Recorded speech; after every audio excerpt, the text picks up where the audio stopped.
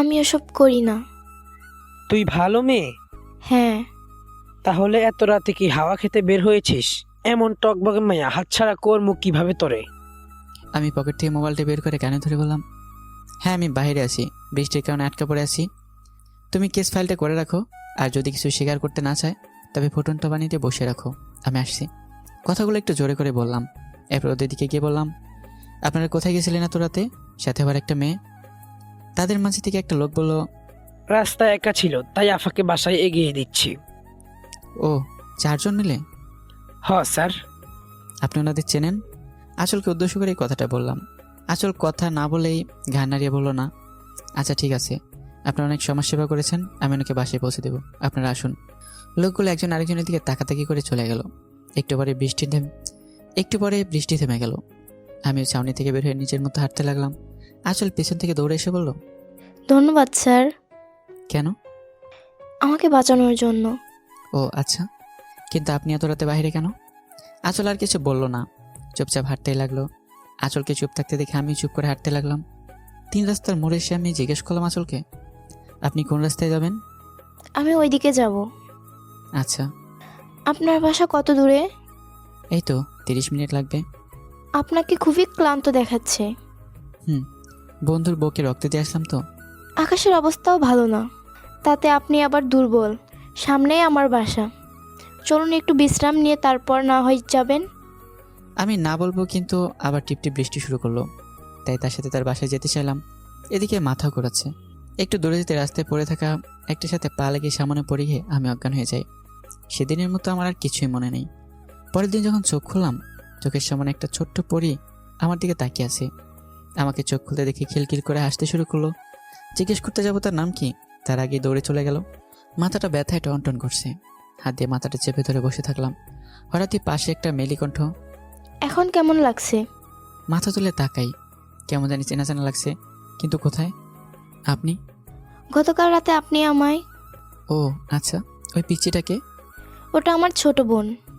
খুবই মিষ্টি, আপনার মতোই। মাথার ব্যথা কি কমছে? একটু আছে। আপনি বিশ্রাম করুন, আমি নাস্তা নিয়ে আসছি। আঁচল চলে গেল। পিচ্চিটা দরজার ওপাশ থেকে চুপি চুপি দেখছে। আমার সাথে চোখাচোখাতে আবার পিচ্চিটা পালিয়ে গেল। চা হাতে নিয়ে একটা মেয়ে আসলো। একটু আগে যে পিচ্চিটা দৌড়ে পালালো, তার থেকে বছর 3 বড় হবে, কিন্তু মেয়েটা দেখতে খুবই মিষ্টি। ভাইয়া, আপনার জন্য চা নিয়ে আসছি। আচ্ছা দাও। চা দিয়ে চলে যেতে লাগলো। এই আপু, কিছু বলবেন ভাইয়া? বসো, এখানে গল্প করি। মেয়েটা আমার থেকে কিছুটা দূরত্ব রেখে বসলো। আমি চায়ে চমক দিতেই প্রশ্ন করলাম, তোমার নাম কি? অধরা। বাহ, সুন্দর নাম তো। চাটা কে বানিয়েছে, তুমি? আপু বানিয়েছে। আপু খুব সুন্দর চা বানায়। তোমার আপুর নাম কি? আঁচল।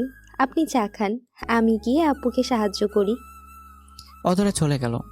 আমিও উঠে চায়ে চমক দিতে দিতে জানালার ধারে চলে এসে দাঁড়ালাম। পুরো বাসার মধ্যে শুধুই একটা জানালার সামনে কিছুটা ফাঁকা জায়গা। কেউ একজন কথাটা বলল। আমি পেছনে তাকিয়ে দেখি আঁচল দাঁড়িয়ে আছে। ও আচ্ছা, কিন্তু পরিবেশটা সুন্দর। আপনার কাছে সুন্দর, কিন্তু আমাদের কাছে আতঙ্ক। কথাটা আমার মাথার উপর দিয়ে গেল। আতঙ্ক মানে? ছাড়ুন ওসব। আপনি কি এখন পুরোপুরি সুস্থ? হ্যাঁ। আচ্ছা, একটা প্রশ্ন করি। বলুন। আপনি অনেক ভালো স্টুডেন্ট, তাই না? কেন? টেবিলের উপর আপনার কৃতিত্ব ঝকঝক করছে। এক সময় ছিলাম। এক সময় ছিলেন মানে? এখন পড়ালেখা করেন না? না। ও আচ্ছা, তো কতদূর পড়েছেন? ইন্টার পরীক্ষা দিয়েছিলাম, তারপর আমার বাবা মা মারা যায়। এরপর 2 বোন নিয়ে। সরি, আচ্ছা কোনো চাকরি কি পেয়েছেন? আসলে একটু হেসে বলল, চাকরি? তাহলে আপনি কি করেন? সংসার কিভাবে চলে? কিছুক্ষণ মাথা নিচু করে নিশ্চুপ দাঁড়িয়ে থাকলো আঁচল।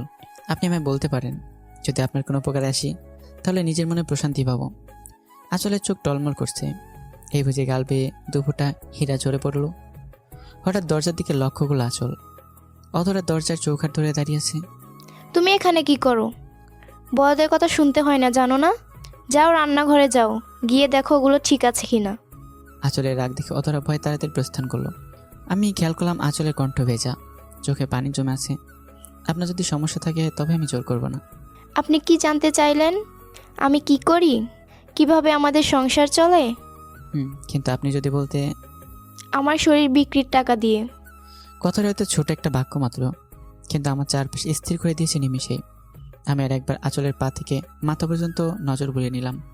কিছুতে বিশ্বাস করতে পারছি না, আমার নিজের কানকে আজ আমার কাছে মিথ্যে মনে হচ্ছে। আঁচলে চোখের পানি গড়িয়ে পড়ছে।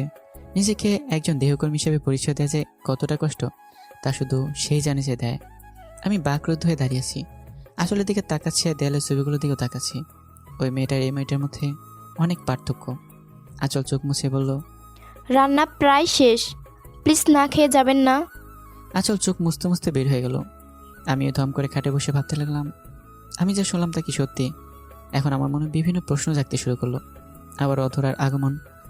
ভাইয়া, আমি মাথা নিচু করেছিলাম। ভাইয়া শব্দ কানে আসতে চোখ তুলে তাকালাম। ও তুমি? হ্যাঁ। কিছু বলবা? আপু কি চাকরি করে ভাইয়া, যে তাকে রোজ রাতে অফিস যেতে হয়? তুমি জেনে কি করবে? আপুর অফিসের স্যার খুব খারাপ, আপুকে খুব বকাবকি করে মনে হয়। কেন? আপু রোজ ঘরে ফিরে আব্বু আম্মুর রুমে গিয়ে কান্না করে। আমার খুব কষ্ট হয়। আমায় আপুর স্যারের কাছে নিয়ে যাবেন, আমি ওনাকে ইচ্ছে মতো বকে দিয়ে আসবো। অধরার চোখে পানি টলমল করছে। আমার আপু খুব ভালো জানেন, ও কাউকে বকা দেয় না। ওনার কি ওকে দেখে মায়া হয় না? আপু কারো বকা সহ্য করতে পারে না। আপনি ওনাকে একটু বলবেন যাতে আমার আপুকে আর না বকে। আমার খুব কষ্ট হয় আপুকে কান্না করতে দেখলে। ওই দিন আপুকে থাপ্পড় দিয়েছিল, আপুর গাল লাল হয়েছিল। আপুকে আমি বলেছিলাম যে ওই স্যারের চাকরি ছেড়ে দিতে, কিন্তু আপু বলে আর কেউ নাকি চাকরি দেয় না। আমি কি বলবো কিছুই ভেবে পাচ্ছি না, শুধু হাত দিয়ে অধরা চোখের পানি মুছে দিলাম। আচ্ছা আপু, তোমার আপুর স্যারকে আমি বলে দেব যাতে সে আর তোমার আপুকে না বকে। তোমার আপুকে কি বলো, ভাইয়া ডাকছে। অধর আঁচলকে ডাকতে গেল। আমি মাথা নিচু করে বসে থাকলাম। আমায় ডাকছেন? আমি চলে যাচ্ছি। খাওয়া দাওয়া করে যান। পকেট থেকে ওয়ালেটটা বের করতে করতে বললাম, ইচ্ছে করছে না। ওয়ালেট থেকে 500 টাকা বের করে একটা ঠিকানা হাতে দিয়ে বললাম, আজ রাতে অন্য কোথাও যাওয়ার দরকার নেই, এটা আমার বাসার ঠিকানা, 3 জনেই চলে আসবেন। আঁচল আমার দিকে তাকিয়ে আছে। আমাকে সে অন্য সবার থেকে আলাদা ভাবতো, কিন্তু দেখুন স্যার, ওরা এখনো ছোট, আর আমি চাই না ওরা কখনো আমার মতো হোক। আপনাকে যেটা বলছি সেটা করবেন। বেশি কথা বলে আমার ব্যবহার খারাপ করতে বাধ্য করবেন না। সন্ধ্যায় যেন 3 জনকে বাসায় পাই, নয়টা আপনাদের সবারই খবর আছে। আর বাকি টাকাটা বাসায় দিয়ে দেব। আঁচলের হাতে টাকাটা ধরিয়ে দিয়ে আমি চলে যাই। আঁচলের দুচোখ দিয়ে পানি ঝরছে। আজ বুঝি তার জন্য এই 2টি নিষ্পাপ বোনের জীবনেও আধার নেমে আসে। পৃথিবীতে কেউই ভালো না, সবাই দিনের আলোয় পবিত্র। দিন ফোড়ালেই বোঝা যায় সবার আসল চরিত্র।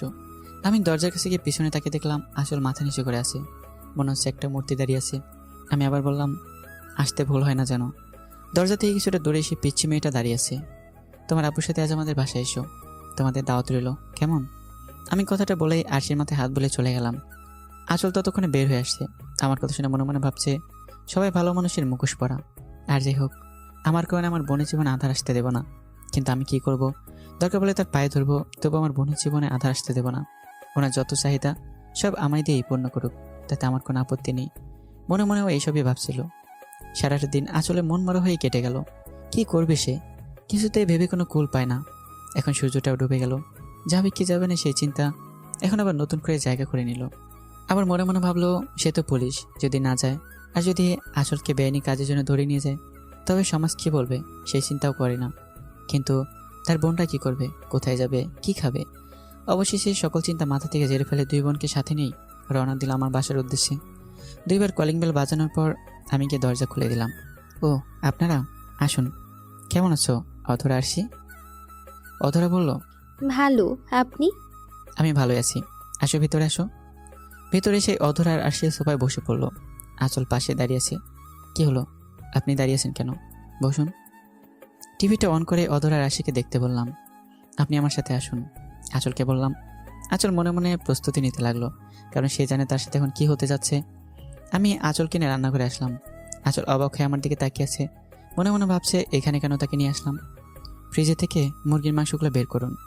আমার কথায় আর অবাক হয়ে তাকালো আঁচল। লোকটা কি বলে? লোকটা কি পাগল হয়ে গেছে নাকি? কি হলো, দাঁড়িয়েছেন কেন? আপনি কি বলছেন? আমি ঠিক বুঝতে পারছি না। ফ্রিজ থেকে মুরগির মাংসগুলো বের করুন। কিন্তু কেন? রান্না করব, না মানে আপনি রান্না করবেন, আমি আপনাকে সাহায্য করব। খাওয়া দাওয়া করতে হবে তো। হুম। আঁচল আর কথা না বলে রান্না করতে শুরু করলো। আমিও তাকে সাহায্য করছি। আর ওদিকে অধরা আর আশি বসে টিভি দেখছে। রান্না শেষ করে সবাই মিলে বসে খাওয়া দাওয়া শেষ করলাম। আঁচল খাওয়ার মাঝে আমার দিকে তাকাচ্ছে, ভাবছে এই লোকটা কি চাচ্ছে। তা চাও তো শারীরিক তৃপ্তি, কিন্তু সে আমাদের এভাবে আপ্যায়ন করছে কেন? নিশ্চয়ের পিছনে কোনো মতলব আছে, নাইলে লোকটাকে যতই দেখছে ততই অবাক হচ্ছি। আসলে সে কি করতে চাচ্ছে? আজকাল তো সিরিয়াল কিলারের অভাব নেই, তবে কি উনি আমাদের এভাবে খাইয়ে পরে হত্যা করবে? নানান কথা চিন্তা করলো আঁচলের মাথা। ভাত যেন তার গলা দিয়ে নামছে না, শরীরটাও হিম শীতল হয়ে আসছে। কি হলো, আপনি খাচ্ছেন না কেন? আমার কথায় ভাবনা ছেদ পড়লো। কিছুটা চমকে উঠে বলল, আমি খাবো না, আমার খাওয়া শেষ। অধরা আর সে কেমন লাগছে? অধরা বলল, খুবই ভালো। আপনি খুব ভালো ভাইয়া। আর সে কথা বলো না কেন? আঁচল এবার বলল, ও অপরিচিত কারোর সাথে কথা বলে না। আপনার বোনগুলো কিন্তু খুবই মিষ্টি। আঁচল আমার দিকে ছলছা চোখে তাকিয়ে আছে। হয়তো একটু পরেই ওদের জীবন শেষ হতে চলেছে। মনে মনে বোনদের কাছেও ক্ষমা চেয়ে নিল। বলল, ক্ষমা করে দিব না আমার জন্য তোদের অকালে জীবন চলে গেল। এসব মনে মনে ভাবছিল আঁচল। খাওয়া শেষ হতেই আরশি বলল।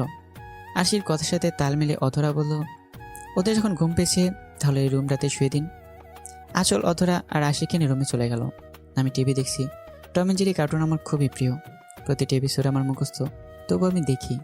এক অন্যরকম আনন্দ কাজ করে। প্রায় 30 মিনিট পরে আঁচল আমার সামনে এসে দাঁড়ালো।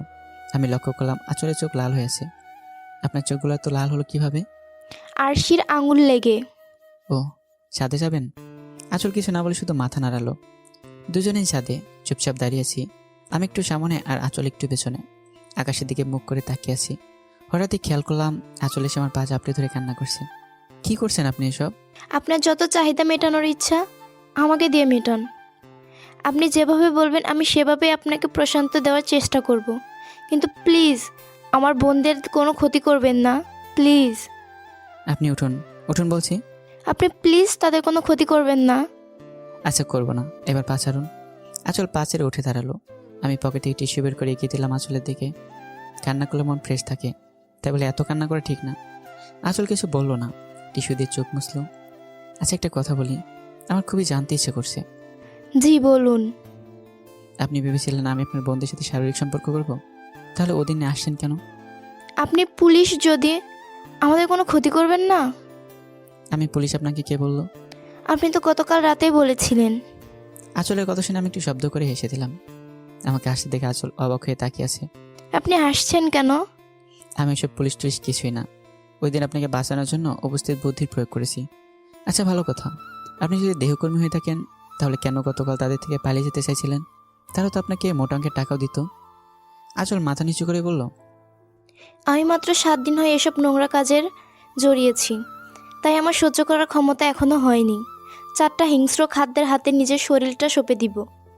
যে কাজ আপনার এবং আপনার পরিবারের খাদ্য যোগান দেয় সে কাজকে বাজে বলছেন? বাহ! যেটা বাজে সেটাকে তো বাজেই বলবে। পৃথিবীতে বাঘ, সিংহ, ভাল্লুক এদের থেকে হচ্ছে বড় খাদ্য পুরুষ জাতি। এটা একদিনে বুঝতে পেরেছি। চাহিদার টানের কাছে যে তার চাহিদা মেটাচ্ছে তার কতটা কষ্ট হচ্ছে সেটা তারা বোঝার চেষ্টাই করে না, আর সেদিকে খেয়ালও রাখে না। সে তো আর এমনি এমনি আসেনি, টাকা দিয়ে নিয়ে এসেছে। এতে সে বাঁচুক মরুক তাতে তার কি, তার টাকা উসুল হলেই হলো। চারদিকে রাপসালয় আঁচলের চোখের পানি চকচক করছে। এই বাজে পটটা বেছে নেওয়া কি খুবই জরুরি ছিল? কেউ কি নিজের শোকে যৌনিকর্মী হয়? আপনার ভদ্র সমাজ হতে বাধ্য করে। সমাজে তো অনেক কাজই আছে, আপনি চাইলে অন্য কাজও করতে পারতেন। চেষ্টা তো আর কম করিনি, কিন্তু প্রতি ক্ষেত্রে বিছানায় যাওয়ার অফার পেতে হয়েছে। হয়তো অপমানিত হতে হয়েছে, হয়েছে হাসির পাত্র হতে। কেন জানেন? কারণ আপনার ভদ্র সমাজ গিফট অ্যান্ড টেক মেনে চলে। কিছু পেতে হলে কিছু দিতে হবে, আর সেই কিছুটা হলো প্রতিনিয়ত তাদের বিছানায় যেতে হবে। ও, একজন আমায় কি অফার করেছিল জানেন? কি? তার মাদক আসক্ত ছেলে, যে কিনা নেশা করার পর হিংস্র জানোয়ারের থেকেও হিংস্র হয়ে ওঠে মেয়েলি মাংসের স্বাদ নেওয়ার জন্য। প্রতিদিন তার বিছানায় যেতে, তার যৌনতার চাহিদা মেটাতে। আপনি কি বলেছিলেন? আমি শুধু বলেছিলাম এসবের থেকে আমার সাথে বিয়ে দিন, আমি ওনাকে শুধরে দেব। পাল্টা উত্তর কি শুনতে হয়েছে জানেন? কি? তোমার মতো রাস্তার মেয়ের সাথে আমার ছেলের বিয়ে দিব? এটা ভাবলে কিভাবে? তোমাকে শুধু তার চাহিদা মেটাতে বলেছি, তাকে নিয়ে স্বপ্ন দেখতে নয়। ভাবুন তাহলে আপনার সমাজ কতটা ভালো। বাবা তার ছেলের যৌনতার জন্য একটা মেয়ের বয়সী মেয়েকে তার বিছানায় পাঠাতে একবারও ভাবে না। ভাবুন দারিদ্র ঘরের মেয়েদের সমাজে কোনো চোখ দেখা যায়? ভাবুন দারিদ্র ঘরের মেয়েদের কোন চোখে দেখা হয় সমাজে? তবুও তো আপনার চরিত্রে যৌনকর্মী ছাপটা উঠতো না। তাহলে? আপনার সমাজ। আচ্ছা, আপনি তখন থেকে আপনার এই সমাজ বলছেন কেন? এই সমাজটা আপনার না?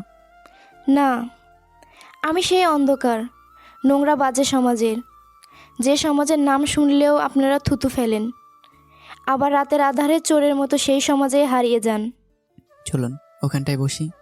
আমি আর আঁচলকে একটা দালানি হেলান দিয়ে বসলাম। বাবা মার মৃত্যুর পর জমানো কিছু টাকা ছিল, সেগুলো দিয়ে কিছুদিন চলি। এরপর থেকে শুরু হয় জীবনযুদ্ধ। অনেকবার চেয়েছিলাম সুসাইড করতে, কিন্তু পারিনি। ছোট ভাই বোন দুটোর মুখ চোখের সামনে ভেসে ওঠে। আমি মরে গেলে হয়তো ওদের রাস্তায় আসতে হবে, কিন্তু আমি চাই না। আমি ঝড় সামলে নিয়ে তাদের ছাতা হব বাকিটা জীবন। আমি কিছু বলছি না, শুধু ভাবছি মেয়েটা কতটা চাপে পড়ে আছে এই অবস্থায়। পৃথিবীতে যার মা বাবা নেই, পৃথিবীটা সত্যি তার কাছে মৃত্যু যন্ত্রণার মতো ভয়ঙ্কর, যেখানে কেউ কাউকে এক ফোঁটা জায়গা ছেড়ে দেয় না। আমি আকাশের দিকে তাকিয়ে আছি। বেশ কিছু সময় হঠাৎ আমার কাঁধে কিছু একটা পড়লো মনে হলো। আঁচল ঘুমিয়ে পড়েছে, সে আমার ঘাড়ে মাথা হেলিয়ে দিয়েছে। আমি আঁচলের দিকে কিছুটা সরে আসলাম, যাতে আসলে কষ্ট না হয়। আঁচল বারবার হিংস্র শব্দটা ব্যবহার করছিল। ওর মানে কি আমরা পুরুষ জাতি সত্যি নিজের চাহিদা পূরণে হিংস্র পশুনে আচরণ করি? হয়তোবা। আমি আঁচলের দিকে তাকালাম, চোখের পাতা এখনো পানি জমে আছে। আলতো করে পানিগুলো মুছে দিয়ে আঁচলকে কোলে নিয়ে নিচে আসলাম। অধর আর আরশির পাশে শুয়ে দিয়ে আমি অন্য রুমে চলে গেলাম। আঁচল, অধর, আরশি আমাদের সমাজ ব্যবস্থা নিয়ে ভাবতে ভাবতে কখন যে ঘুমিয়ে পড়লো বুঝতে পারিনি। সময় ঠিক কয়টা মনে নেই, তবে খুব বেশি সকাল হয়নি এটা ঠিক। চোখে সূর্যের আলো পড়ায় ঘুম ভেঙে গেল আমার। চোখ খোলার চেষ্টা করছি কিন্তু চোখ খুলছে না। হাত দিয়ে চোখ মুছে এবার চোখগুলো খুললাম। আঁচল জানালার পর্দাটা সরিয়ে দিয়েছে, তাই আলো এসে সরাসরি চোখে পড়েছে। আপনি রুমে আসলেন কিভাবে? দরজা তো খোলাই ছিল। ও আচ্ছা, কটা বাজে? 10টা 30। আমাকে অফিস যেতে হবে তাড়াতাড়ি। আজ নাকি একটা মিটিং আছে খুবই গুরুত্বপূর্ণ, আমার সিগনেচার লাগবে। আঁচলকে আর কিছু বলতে না দিয়ে তাড়াহুড়ো করে ওয়াশরুমকে ফ্রেশ হয়ে আসি। ইতিমধ্যে আঁচল আমার জন্য খাবার গরম করতে রান্না করে চলে আসতে। আমি তাড়াতাড়ি রেডি হয়ে বেরিয়ে যাচ্ছি। একটু অপেক্ষা করুন, বেশিক্ষণ সময় লাগবে না, খাবার গরম হয়ে গেছে প্রায়। সময় নেই, এসে খাবো। আর হ্যাঁ, সব কিছু ফ্রিজে আছে, তাড়াতাড়ি রান্না করেন। আপনার সকালে খাবারটা খেয়ে নেন, আমি একটু পরে আসছি। আমি আর কিছু না বলে চলে গেলাম। আঁচল পিছনে থেকে ডাকলো, কিন্তু আমি সে কথায় কান দিলাম না।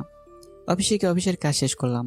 এরপর ওই দিন যে বন্ধুর বুকে রক্ত দিয়েছিলাম তাকে দেখার জন্য হাসপাতালে গিয়েছিলাম। এখন প্রায় রাত 9টা। কলিং বেল বাজার সাথে সাথে আঁচল দরজাটা খুলে দিল। মনে হয় দরজায় দাঁড়িয়েছিল, আমি কখন আসবো সে অপেক্ষা করছিল। আপনারা চলে যাননি? না মানে? আচ্ছা আসুন। ভেতরে এসে ওদেরকে জিজ্ঞেস করলাম, খাওয়া দাওয়া করেছো রাতে? হ্যাঁ ভাইয়া। আর শিখেছে? হ্যাঁ, ও খেয়ে ঘুমিয়ে পড়ছে, শুধু আপু খায়নি। আমি ঘাড় বাঁকা করে আঁচলের দিকে তাকালাম। চোখাচোখ হতে আঁচল মাথা নিচু করলো। তুমি ঘুমাবে না? হ্যাঁ। যাও শুয়ে পড়ো। আঁচলের দিকে তাকিয়ে বললাম, ওকে ঘুম পাড়িয়ে দিন। আঁচল অধরাকে নিয়ে রুমে চলে গেল। আমি রুমে এসে ফ্রেশ হলাম। এরপর বাইরে এসে সোফায় বসে টিভি দেখতে শুরু করলাম। একটু পরে আঁচল এসে দাঁড়ালো। অধরা ঘুমিয়েছে? হ্যাঁ। এত তাড়াতাড়ি? হুম।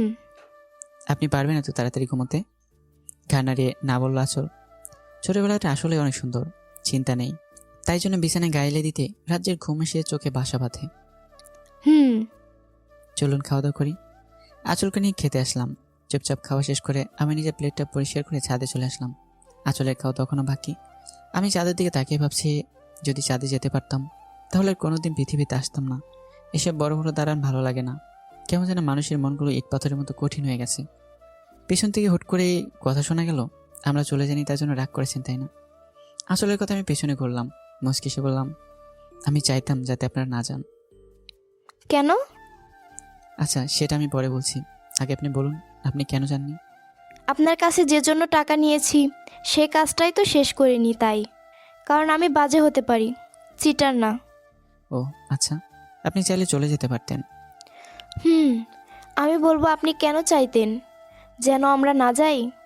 আঁচলের কথাটা শুনে খুবই উৎসাহিত হলাম। হাসি হাসি মুখে বললাম, তাই বলুন শুনি। আপনার চাহিদা পূরণ হয়নি, আপনি কি আপনার টাকা পানিতে ফেলবেন নাকি? তাই জন্য। আঁচলের কথায় আমার মনের কোথাও যেন একটা বড় জখমের সৃষ্টি হলো। হাসি মুখটা নিমিশে ফ্যাকাশ হয়ে গেল। আমি আবার ফিরে আকাশের দিকে তাকালাম। আমি মনে মনে ভাবছি, পৃথিবীর সবাই কি চাহিদার জন্যই অন্যকে কাছে টানে? হয়তো হ্যাঁ, আবার হয়তো না। তবে জীবন যাকে যেভাবে শিখেছে সে সেভাবে সবাইকে বিচার করবে, এটাই স্বাভাবিক। আপনার কি মনে হয় পৃথিবীর সবাই এক? আগে মনে হতো না, তবে এখন মনে হয়। সরি, মনে হয় না, মনে করতে বাধ্য হয়। কেন? কারণ গত কিছুদিনে যাদের দেখেছি তারা সবই একই ছিল। পৃথিবীতে 750 কোটি মানুষ, আপনি 700 জনের সাথেও মিশেননি। তবে আপনি কি করে বলেন সবাই এক? সবার চোখে ঠিকই লালসা দেখা যায়। তাই? আচ্ছা, আমার চোখে আপনি দেখুন তো, কি দেখতে পাচ্ছেন? কথাটা বলে আঁচলের দিকে তাকালাম। এই প্রথম কেউ আঁচলকে তার চোখের দিকে তাকাতে বলল। আঁচল অনেকবার চেষ্টা করলো, কিন্তু কিছুতেই আমার চোখের দিকে তাকাতে পারলো না। কোন এক অজানা কারণে বারবার তার চোখ নিচে চলে আসতো। কি হলো, তাকান। আমি পারবো না। আসলে আপনি যে সব পুরুষকে এক ভাবেন, এটা আপনার দোষ না। সমাজ আপনাকে এটা ভাবতে বাধ্য করেছে।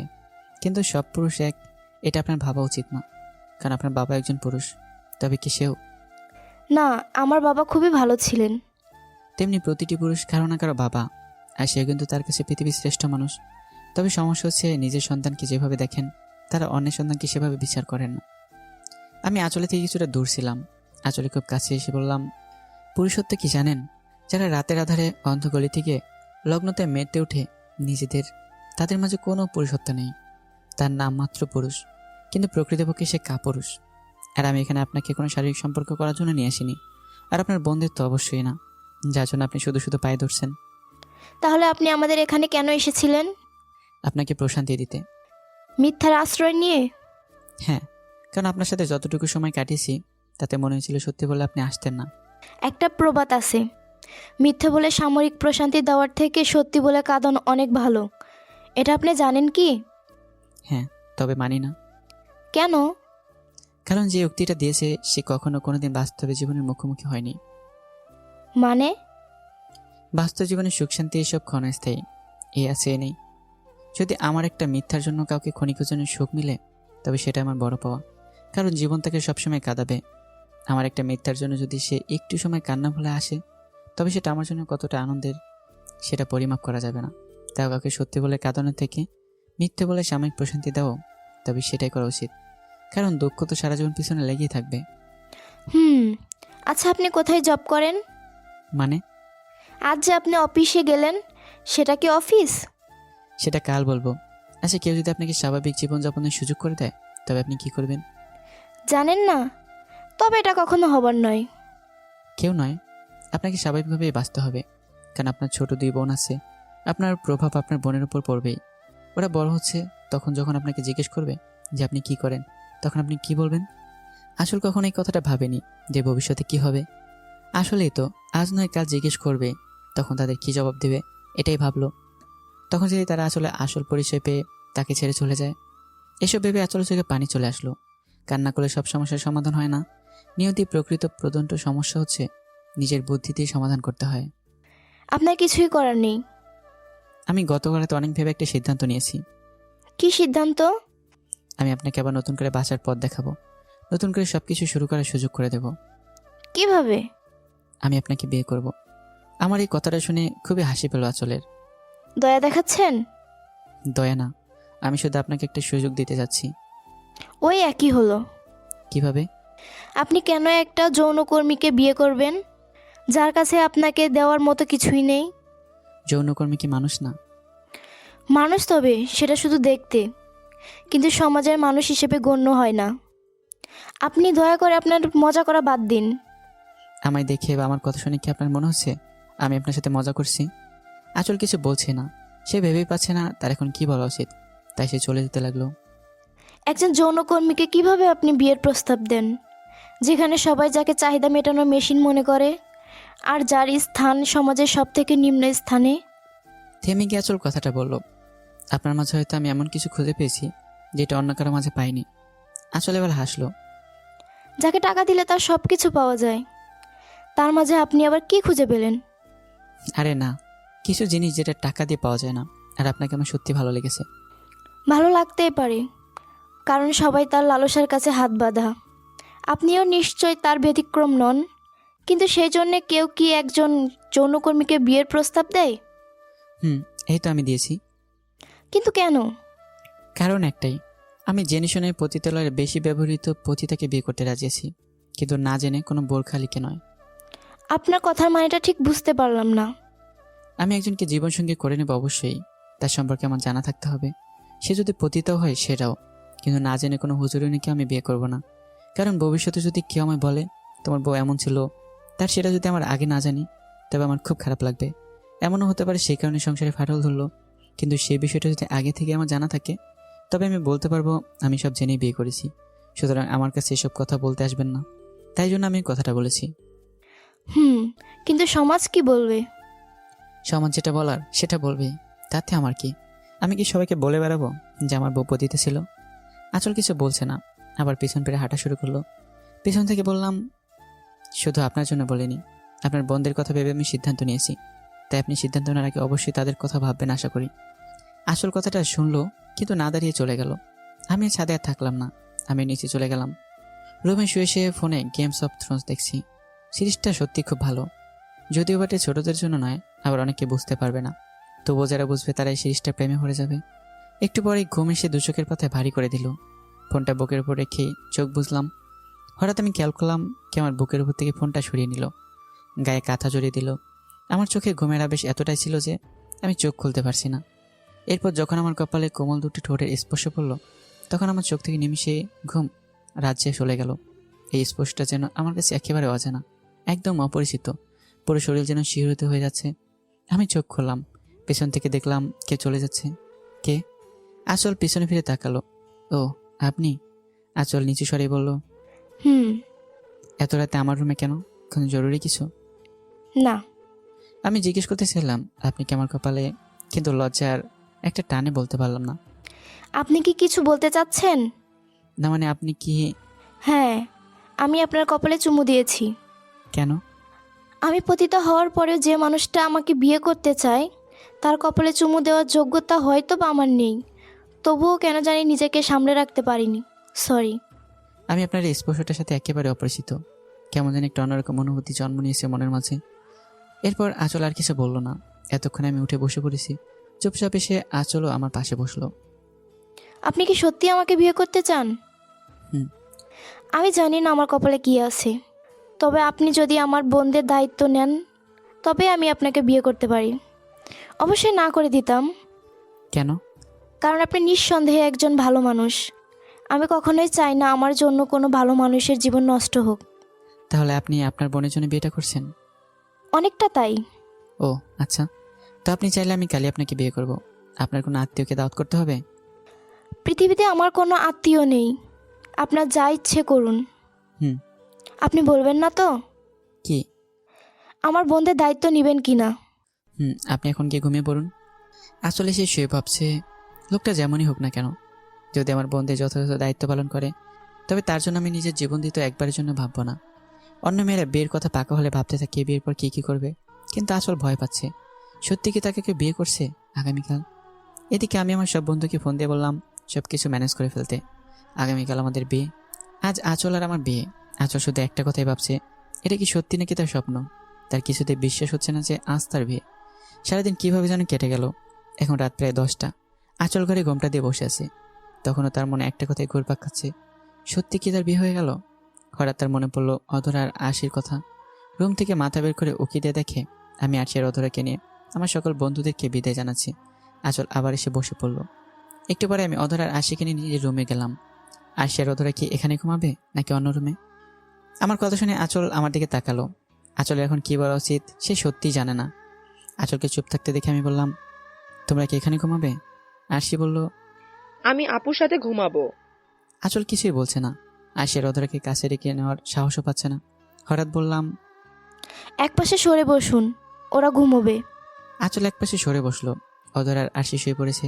আঁচল শুধু অবাক হয়ে তাকিয়ে রইল আমার দিকে। নিজের বাসরাতে সে তার বন্ধুর প্রতি এত ভালোবাসা দেখালো, সেটা যদি সবসময় থাকে তবে তার জীবনে আমার কাছে আর কিছুই চাওয়ার থাকবে না। এটাই মনে মনে ভাবছিল আঁচল।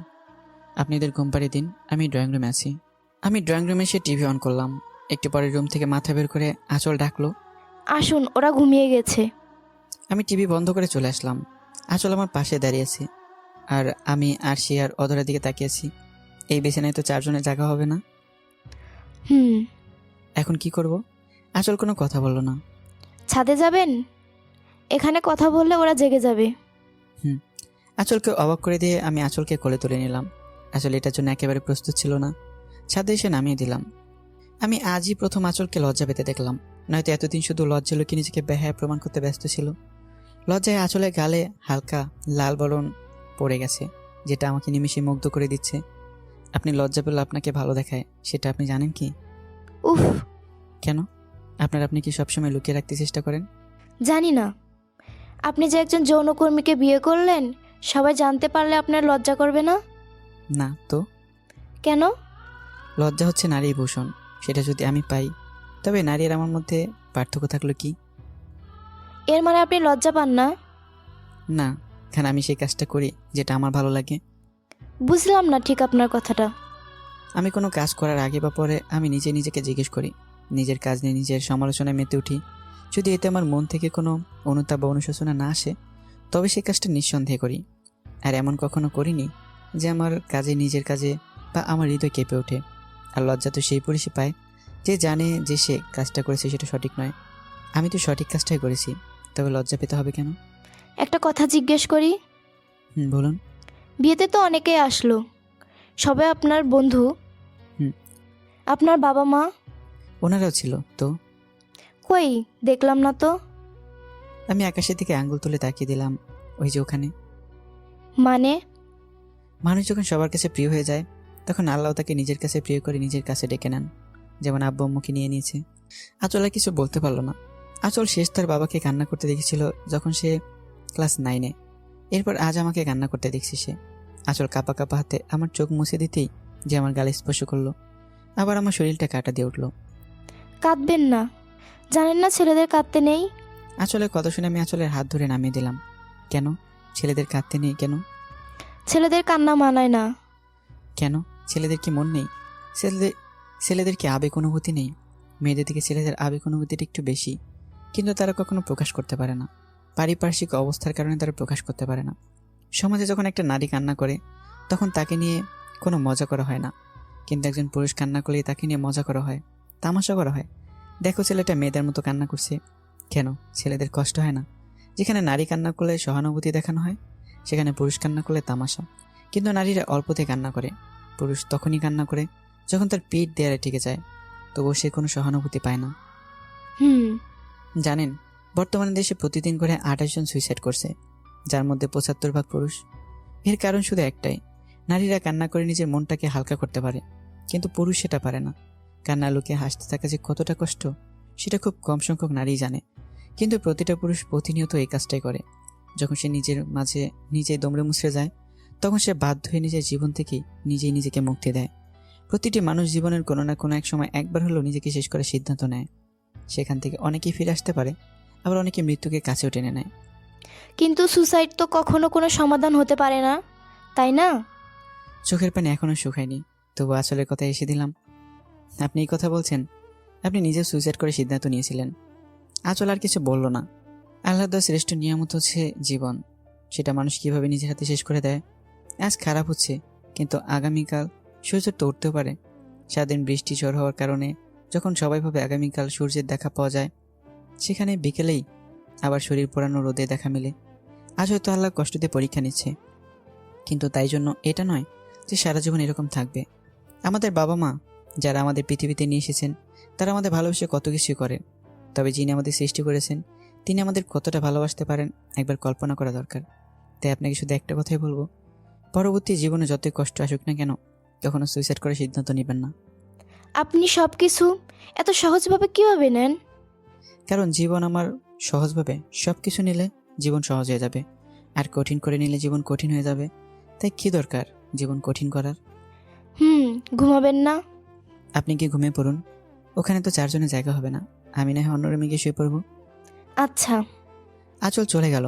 একটু পর আমি চলে আসলাম। একবার রুমের দিকে উকি দিয়ে দেখলাম আঁচল চোখ বুজেছে। কিছুক্ষণ দাঁড়িয়ে থেকে পাশের রুমে চলে আসলাম। কি যেন একটা স্বপ্ন দেখে আমার ঘুম ভেঙে যায়। চোখ খুলতে সামনে আঁচলকে দেখতে পেলাম। আঁচল তো কাল ওই রুমে ঘুমিয়েছিল, হয়তো রাতে আসছে। জানালার পর্দার ফাঁক দিয়ে আবছালয় আভা আসছে। মেয়েটা গুটিসুটি হয়ে শুয়ে আছে। আমি কাঁথাটা আঁচলের গায়ে মুড়িয়ে দিয়ে ছাদে চলে আসলাম। কখনো 10টার আগে ওঠা হয় না। আজ যখন এত সকালে ঘুম ভেঙে গেল, তাই সকালের মনোরম আবহাওয়াটা হাতছাড়া করতে চাইলাম না। ছাদে এসে 2 হাত মিলে দাঁড়ালাম। মুখ তো বিহঙ্গ। ইস, যদি উঠতে পারতাম, তবে এক পলকে এই মৃত শহরের এ পাশ থেকে অন্য পাশে ছুঁয়ে আসতাম।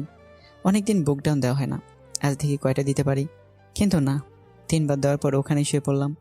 এগুলো প্রতিদিন অনুশীলনের ব্যাপার, হঠাৎ হবে না। আপনার চা। কথাটা শুনে আমি রীতিমতো ভয় পেয়ে গেলাম। পিছনে তাকে দেখে আঁচল চা হাতে দাঁড়িয়েছে। আপনি কখন উঠলেন? যখন আপনি উঠেছেন। ও, সকালে পরিবেশটা সুন্দর না? হুম। চলো না হেঁটে আসি একটু। আমি কথাটা বলে আঁচলের মুখের দিকে তাকিয়েছি তার অভয় পাওয়ার জন্য। আঁচল মুচকে এসে বলল, আচ্ছা চলুন। ব্যস্ত শহর ঘুমের কোলে, রাস্তায় কুকুরটিও তার পরিবার নিয়ে করে শুয়ে আছে। মাঝে মাঝে 2-1 জন মানুষের দেখা মিলেছে।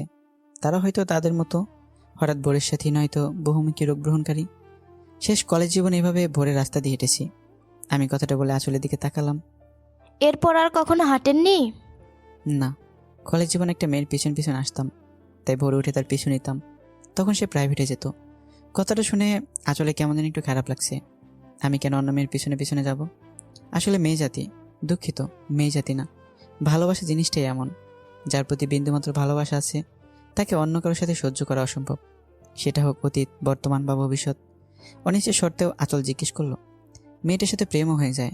ওটা ছিল আমার জীবনের প্রথম আর শেষ প্রেম। এরপর তো আপনাকে বিয়ে করলাম। ছাড়াছাড়ি হলো কিভাবে? আমি ওকে বলেছিলাম কখনো ওটা ভেবে আমার সাথে সম্পর্ক কন্টিনিউ করবা না, যে তুমি চলে গেলে আমি কষ্ট পাবো। ততদিন পর্যন্ত ভালোবাসবা যতদিন তোমার মনে আমার জন্য ভালোবাসা থাকবে। আর যদি কখনো তোমার জীবনে অন্য কেউ আসে, তবে তুমি প্রথম আমায় জানাবে। তারপর একদিন সে বলল তার আমার সাথে থাকা সম্ভব নয়, সে অন্য কাউকে ভালোবাসে। আপনি তাকে আটকাননি? না, কেন? কারণ জোর করে আটকালে ভালোবাসা পাওয়া যায় না। আর আমি ব্যর্থ ছিলাম, তাকে পর্যাপ্ত পরিমাণ ভালোবাসা দিতে পারিনি। তাই জন্য হয়তো সে অন্য কারো ভালোবাসার মায়ে জড়িয়েছে। ও, তবে সে আমায় ছেড়ে গেছে, এটাতে আমার কোনো দুঃখ নেই। কিন্তু সে টাকার জন্য আমায় ছেড়ে গেছে, এটাতে আমার খুব কষ্ট হয়। সে যদি ভালোবাসার জন্য আমায় ছেড়ে যেত, তবে আমি হাসি মুখে তাকে আজও স্মরণ করতাম। ও, তাহলে এটা আপনার প্রাক্তনের প্রতিযোগিতা? হুম, অভিযোগ না, এটা অভিমান বলতে পারেন। ভালোবাসা অভিযোগ বলতে কিচ্ছু হয় না, যা হয় সেটা অভিমান আর অনুভব। আর যদি অভিযোগ থাকে, তবে সেটা ভালোবাসার সম্পর্ক হতে পারে না। কেন? প্রিয় মানুষটার উপর তো অভিযোগ থাকতেই পারে। না, পারে না। অভিযোগ কেবল অপরাধীর উপরেই থাকে। হুম। আচ্ছা, আমার কথা বাদ দিন, আপনার স্বপ্ন কি? আমার কোনো স্বপ্ন নেই, তবে যদি কখনো সুযোগ পাই তাহলে পতিতাদের জন্য কিছু করার চেষ্টা করব, যাদেরকে সমাজ পতিতা হতে বাধ্য করেছে। কি করতে চান? তাদের জন্য বসবাসের স্থান এবং তাদের জন্য কর্মস্থল। আচ্ছা, আমি আপনাকে সাহায্য করবো ইনশাল্লাহ। এটা করতে অনেক টাকা লাগবে। আপনি এত টাকা কই পাবেন? আমি আঁচলের দিকে তাকিয়ে শুধু মুচকে একটা হাসি দিলাম। আঁচল শুধু আমার রহস্যময় হাসির দিকে চেয়ে থাকলো। হাসিটার মধ্যে গভীর রহস্যও দেখতে পেলাম। একটু পরে সে রহস্যটা বাদ দিয়ে শুধু হাসিটা নিয়ে ভাবতে লাগলো। এই ছেলে হাসি দিয়ে হাজারো মন ঘায়াল করতে পারবে, এটাই ভাবছিল আঁচল। একটু পরে যখন সূর্য উকি দিয়ে তাকালো, আঁচলও আমি বাসায় ফিরে আসলাম। এসে দেখি অধরার আসে বসে টিভি দেখছে। তোমরা কখন উঠলে? একটু আগেই। আর সে আঁচলকে বলল, আপু ক্ষুধা পাইছে। আমিও আশির সাথে বললাম, আমারও ক্ষুধা পাইছে। কিন্তু আঁচল আমার দিকে তাকিয়ে মুচকে আসলো, বাচ্চাদের সাথে তাল দিতে দেখে। তোমরা টিভি দেখো, আমি রান্না করছি। সকালে খাওয়া শেষ করে আমি, আঁচল, অধরা আর আশি কিনে বাইরে গেলাম। সারাদিন ঘুরলাম। আসার আগে রাতের খাবার খেয়ে শপিং করে বাসায় আসলাম। আমি এর মাঝে একটা খাটও নিয়েছি, যেটাতে 4 জন একসাথে থাকতে পারবো। আর সে আর অধরা শুয়ে পড়েছে। সারাদিন ঘোরাঘুরির জন্য শরীর খুবই ক্লান্ত, তাই শোয়ার সাথে সাথে ঘুমিয়ে পড়েছে। আপনি ঘুমাবেন না? এখন না, আপনি ঘুমান, আমি একটু আব্বু আম্মুর সাথে দেখা করে আসি। আঁচল আর কিছু বললো না, আমি চলে গেলাম। আমার পিছন পিছন আঁচলও ছাদে চলে আসলো। আপনি কি প্রতিদিন এখানে দাঁড়িয়ে থাকবেন? হ্যাঁ, আব্বু আম্মুর সাথে দেখা করি। হুম। আচ্ছা, আপনি কি আমায় মন থেকে স্বামী হিসেবে মেনে নিয়েছেন? কেন? তাই জিজ্ঞেস করলাম। আমি যদি আপনার সাথে শারীরিক সম্পর্ক করি, তবে কি আপনি সেটা মন থেকে মেনে নেবেন, নাকি স্বামীর জন্য মেনে নেবেন? মন থেকেও, আবার স্বামী হিসেবেও। কিন্তু এসব জানতে চাচ্ছেন কেন? আমি কিছু বললাম না। আঁচলের দিকে তাকিয়ে আসলে কাছে চলে আসলাম। আঁচলের এতটাই কাছে চলে আসলাম যে আঁচলের নিঃশ্বাসের শব্দ আমার কানে আসছে। আঁচলকে কিছুটা বিব্রত বোধ করতে দেখে আমি আবার সরে গেলাম। একটা প্রশ্ন সবসময় আমার মনে নাড়া দেয়, তবে কখনো আমি এর সঠিক মতো কোনো উত্তর পাইনি। খুব উৎসাহ নিয়ে আঁচল জিজ্ঞেস করলো, কি প্রশ্ন? একজন নারীর ইচ্ছার বিরুদ্ধে কেউ যদি তার সাথে শারীরিক সম্পর্ক করে তবে সেটাকে দর্শন বলা হয়, আর সেই দর্শনের ফলে যে বাচ্চা হয় তাকে জারজ সন্তান বলা হয়। হুম। একটা মেয়ের যখন সুদীর্ঘ দিন একজন ছেলের সাথে প্রেমের সম্পর্ক থাকার পর তাকে অন্য একটা ছেলের সাথে পরিবারকে জোর করে বিয়ে দেওয়া হয়, এরপর বিয়েতে স্বামী তার সাথে শারীরিক সম্পর্কে মেতে ওঠে, যেন সে শারীরিক সম্পর্ক করার জন্য বিয়ে করেছে, তখন তো সম্ভবত মেয়েটার ইচ্ছে থাকবে না শারীরিক সম্পর্ক করতে, তাই না? হুম। তাহলে তো মেয়েটার ইচ্ছের বিরুদ্ধে গিয়ে তার সাথে শারীরিক সম্পর্ক করা হচ্ছে। হুম। তাহলে এটা কি দর্শন না? আর এই শারীরিক সম্পর্কের ফলে যে সন্তান পৃথিবীতে আসবে তাকে কি বলা হবে? আমার প্রশ্ন শুনে আসল থ হয়ে গেল। অপলক দৃষ্টিতে আমার দিকে তাকিয়ে আছে, মুখ দিয়ে যেন কিছুই বের হচ্ছে না। কি হলো, চুপ হয়ে গেলেন কেন? এর কোনো উত্তর আমার কাছে নেই। আমি জানি। একবার ভাবুন, প্রতি রাতে কতগুলো মেয়ে মুখ বুঝে নীরবে দর্শন হচ্ছে। অবশ্যই এটা পবিত্র দর্শন। পবিত্র দর্শন কথাটা শুনে আঁচল জিজ্ঞেস করলো, পবিত্র ধর্ষণ মানে? মানে বিয়েটা পবিত্র একটা বন্ধন, আর বিয়ের পরে যে দর্শনটা হচ্ছে এটা পবিত্র, তাই পবিত্র দর্শন। আর বিয়ের আগে দর্শনের ফলে আগত বাচ্চাকে সংস্কৃতিত গায়ে একটা অবৈধ সন্তান নামক প্রতিলিপি করে দেওয়া হয়, কিন্তু বিয়ের পরে আসা বাচ্চাকে সেই প্রতিলিপনটা দেওয়া হয় না। তাই জন্য আমি আপনাকে জিজ্ঞেস করছিলাম যে মন থেকে মেনে নেবেন নাকি স্বামীর জন্য মেনে নেবেন। আপনি আমার স্বামী, তার জন্য স্বামী হিসেবে মেনে নিব। আর যেহেতু আপনাকে আমি ভালোবাসি, তাই মন থেকেও। কিন্তু তাদের শারীরিক সম্পর্কের সাথে ভালোবাসার কোনো যোগসূত্র থাকে না, তাই জন্য সেটা পবিত্র দর্শন। মনে করুন একজোড়া প্রেম যুগল রুম ডেট করলো, এটা কিন্তু ইসলামের বিধানের বাহিরে। ইসলাম এটাকে সমর্থন করে না, কিন্তু তবুও কিন্তু এটাকে দর্শন বলা হয় না, কারণ সেখানে ভালোবাসা সংশ্লিষ্ট। তাই সেই শারীরিক সম্পর্ককে প্রেমের বহিঃপ্রকাশ বলা হয়। হুম। তো আপনার মতো কি হওয়া উচিত? প্রতিটি পুরুষকে প্রেমিক হওয়া উচিত। আগে তার বিয়ে করা বউটার মন ছুতে হবে, তারপরেই শরীর। হুম, আপনি ঠিকই বলেছেন। কিন্তু আপনি সব কিছু নিজের মতো করে ভাবলে তো আর হবে না। আমি মুচকি বললাম, আমি সব কিছু আমার নিজের মতো করে ভাবি, এই জন্যই আমি এতটা সুখী। কারণ আমি কখনো ভাবি না সমাজ কি বলবে, কারণ আমি আমার রাজ্যের একমাত্র রাজা, আর রাজা কখনো কারো কথা শুনে চলে না। তাই আমি সেটাই করি যেটা আমার ভালো লাগে। হুম। আপনি কি এখন ঘুমাবেন? আমার প্রচুর ঘুম পেয়েছে। আপনি গিয়ে শুয়ে পড়ুন, আমি আর কিছুক্ষণ এখানে বসে থাকবো। আমি ছাদের এক কোনায় পড়ে থাকা দোলনায় গিয়ে বসে পড়লাম। আসল কি যেন ভেবে রুমে না গিয়ে আমার পাশে বসে পড়লো। আমার হাতটা শক্ত করে জড়িয়ে ধরলো। আমি আসলের দিকে তাকিয়ে হাতটা সরিয়ে নিয়ে তাকে খুলে বসিয়ে বুকে জড়িয়ে ধরলাম। আপনার স্পর্শে আমার এমন লাগে কেন? কেমন? পুরো শরীর শিহরিত হয়ে ওঠে। আগেও তো অনেক পুরুষ আমাকে ছুঁয়েছে, কিন্তু এমন কখনো হয়নি। নারীর শরীর ছুঁলে কি পুরুষ হওয়া যায়? মানে? কিছু না, হয়তো আপনার অনুভূতির আমাকে স্পর্শের ভালোবাসার চিহ্ন খুঁজে পেয়েছে, তাই আপনার এমন মনে হচ্ছে। হুম। বাসার সামনের এই জমিটা একটা পোশাক কারখানা করব। কেন? আপনি তো বললেন যে যৌনকর্মীদের জন্য কিছু করতে চান, তাই তাদের কর্মস্থল তৈরি করব। কিন্তু এটার জন্য তো অনেক টাকার দরকার। হ্যাঁ, আমি তো বলিনি যে বললেই হয়ে যাবে। এত টাকা কোথায় পাবো? সেটা নিয়ে আপনারা তো চিন্তা না করলেও চলবে। আচ্ছা, আপনি কোথায় জব করেন বলেন তো? আমি কোথায় জব করি সেটা জেনে কি করবেন? আমার জীবনে শুধু ভালোবাসাটারই অভাব। আপনি শুধু আমার এই অভাবটা পূরণ করে দিন, আপনার জন্য জীবন দিয়ে তো আমি এক মুহূর্ত ভাববো না। আঁচল আমার কথা শুনে হতবাক হয়ে গেছে। কি বলছে কিছুই যেন তার মাথায় যাচ্ছে না, সব মাথার উপর দিয়ে চলে যাচ্ছে। আর কোনো প্রশ্ন না করে আমার কাঁধে মাথা দিল। আমি কিছুক্ষণ চুপ থাকলাম। আমি আপনাকে কেন বিয়ে করেছি জানেন?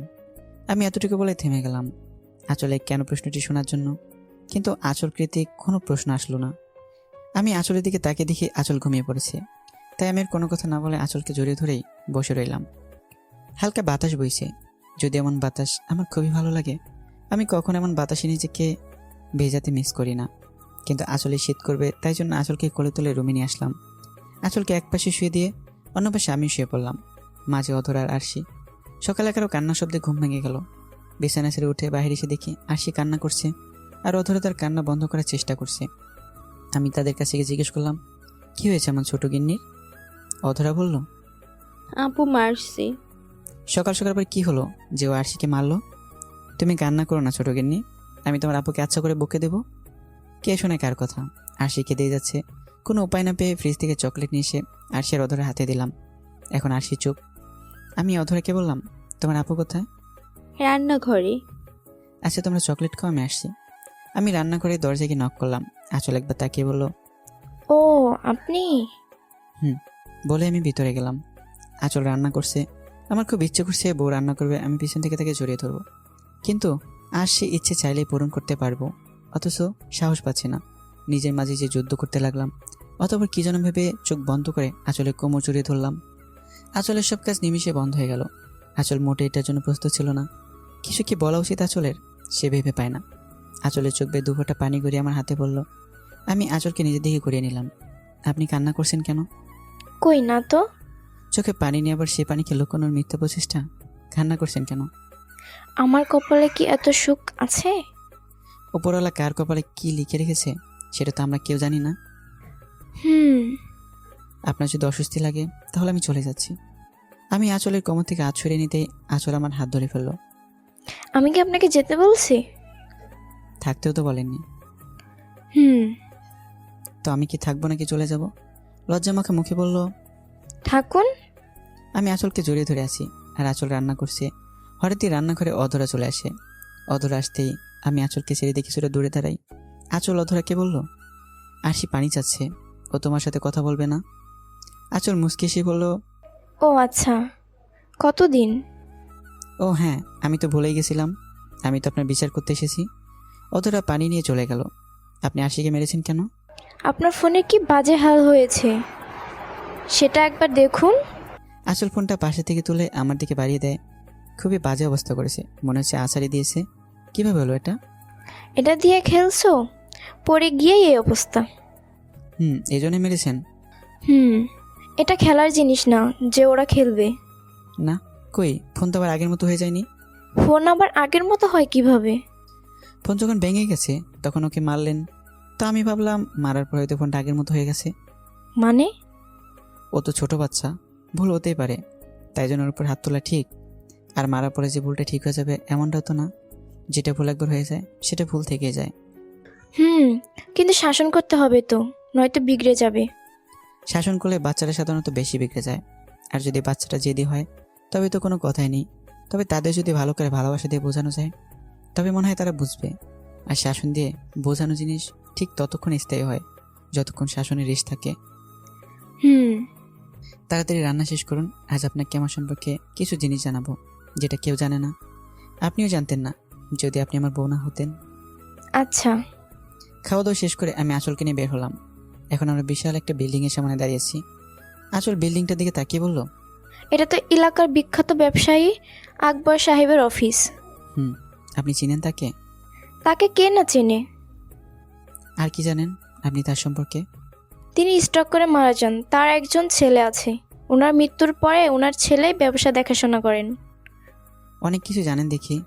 তার ছেলেকে কখনো দেখেছেন? না। আসুন ভিতরে যাই। না, আমি ভিতরে যাব না। আমি বেশ কয়েকবার বললেও কিন্তু কিছুতে আঁচল যেতে রাজি হলো না। এক প্রকার জোর করে আমি আঁচলকে নিয়ে ভিতরে গেলাম। ভিতরে যেতেই সবাই আমাকে সালাম দিচ্ছে। এটা দেখে আঁচল খুবই অবাক হয়ে গেল। একটু পরে যখন আমার বিয়ে আসলো তখন আঁচল নিজের মুখটা লুকানোর চেষ্টা করছে। আমি এটা লক্ষ্য করলাম। লোকটা যখন বলল, স্যার আপনি হঠাৎ অফিসে? আজ থেকে আমি আব্বুর কেবিনে বসবো, সব ব্যবস্থা করুন। ঠিক আছে স্যার, এটা তো আমাদের জন্য খুবই ভালো সংবাদ। আবরার স্যারের অবর্তমানে আমরা তার সন্তানকে পুরো সময়ের জন্য পাচ্ছি। এ কথা শুনে আঁচল রীতিমতো শকড। লোকটা কি বলছে এসব? স্যার আপনার সাথে উনি কে? ও আমার স্ত্রী। আমি আঁচলকে পরিচয় করে দেওয়ার সময় লোকটা আঁচলকে দেখে ফেলে। আমি আঁচলকে বাসায় পাঠিয়ে দিয়ে আমার বাবার কেবিনে বসলাম। একটু পরে আমার বিয়ের রুমে আসলো। স্যার আসবো? আসুন। স্যার একটা কথা বলি, যদি কিছু মনে না করেন তো। হ্যাঁ বলুন। ম্যাডামের সম্পর্কে সব খোঁজ নিয়ে তবে কি আপনি বিয়ে করেছেন? হ্যাঁ কেন? না মানে উনি তো একজন। কি যৌনকর্মী এটাই বলতে চাচ্ছেন তো? না মানে, হ্যাঁ স্যার। আপনি কি করে জানলেন? আগে নিজের চরিত্র ঠিক করুন। আর হ্যাঁ, আমি সব কিছু জেনেই বিয়ে করেছি। পরবর্তী কোনোদিন আমার বউ নিয়ে কিছু বলতে আসবেন না। তার অতীতের সাথে আমার কোনো সম্পর্ক নেই। আমি তার বর্তমান আর ভবিষ্যৎ, বুঝেছেন? মাথা নিচু করেই বলল, আপনি আসুন। লোকটা চলে গেল। আমি এখন বুঝতে পারলাম আঁচল কেন ভিতর আসতে চায়নি। সেদিন বিশেষ করে একতরা ফুল আর কিছু চকলেট নিয়ে বাসায় গেলাম। পিচ্চিরা খেয়ে ঘুমিয়ে গেছে। বাসায় কোথাও আঁচল নেই। ছাদে দিকে আঁচল দাঁড়িয়েছে। পিছন থেকে আঁচলকে জড়িয়ে ধরতে আঁচল থমকে ওঠে। মুখ ফিরে তাকাতেই আমি আঁচলের চোখে পানি দেখলাম। কান্না করছেন কেন? আজ আমার জন্য আপনাকে আপনার কলিংয়ের সামনে। আমি কি আপনাকে সেটা নিয়ে কিছু বলেছি? না, কিন্তু কোনো কিন্তু নয়। আর আমি সব কিছু জেনে আপনাকে বিয়ে করেছি। আপনি আবরার সাহেবের ছেলে বলেননি তো? কেন? যখন খুব ছোট ছিলাম তখন আম্মু মারা যায়। এরপর থেকে ভালোবাসা জিনিসটা কি সেটা ভালোভাবে বুঝে উঠতে পারিনি। আব্বু সবসময় বাইরে থাকতো। তখন দেখেছি সবাই শুধু আমার টাকার জন্য আমার কাছে আসতো, কেউ ভালোবাসার জন্য কাছে আসেনি। যখন বুঝতে শিখলাম তখন আব্বুকে বলে দেশের বাইরে গিয়ে কিছুদিন থেকে এসে সোজা এই বাসায় উঠি। তখন থেকে কেউ জানে না আমি কে। যখন দরকার পড়তো তখন বাবার সাথে দেখা করতাম, শুধু অফিসের মানুষগুলোই জানে। এরপর প্রথম প্রেমে পড়লাম। ভাবলাম সে হয়তো আমায় ভালোবেসে আগলে রাখবে, কিন্তু না, সেও টাকার খোঁজেই ছিল। এরপর বাবা মারা যায়। এরপর আপনার সাথে দেখা, তারপর বিয়ে। তো নিজেকে হাইড করার কারণটা কি? আমি এমন একজনকে নিজের জীবনের সাথে জড়াতে চেয়েছিলাম যে টাকা কেনা আমায় ভালোবাসবে। আমায় ছুঁড়ে ফেলে দিবেন না তো? কেন? বড়লোক মানুষ তো এটাই করে, প্রয়োজন শেষে তাকে ছুঁড়ে ফেলে দেয়। যদি তাই হতো তবে তোমায় টাকা দিয়ে নিয়ে আসতাম, বিয়ে করে নয়। এখন থেকে মাথা নিচু করে নয়, উঁচু করে চলবেন। আর হ্যাঁ, আমি আপনার চোখে আমার জন্য ভালোবাসা দেখতে পাই। কেন জানি না, আপনার স্পর্শে আমার কোমর প্রাণ খুঁজে পাই। তাই জন্য আপনাকে আমার ভালো লাগে। আর ভালো লাগে জন্যই ভালোবাসি। ভালোবাসাকে ভালোবাসতে আমার ভালো লাগে। আমার কথাটা শেষ হতেই আঁচল আমাকে জড়িয়ে ধরল। এই জন্য এক বুক প্রশান্তি। দুটো ঢেউ কিনারা খুঁজে পেল। এভাবেই চলুক আমাদের আগামীর পথ চলা। সুখে যেন থাকতে পারি, আর সুখে থাকুক সব ভালোবাসা। সবাই আমাদের জন্য দোয়া করবেন। পরবর্তী গল্পের জন্য অপেক্ষায় থাকবেন। আল্লাহ হাফিজ।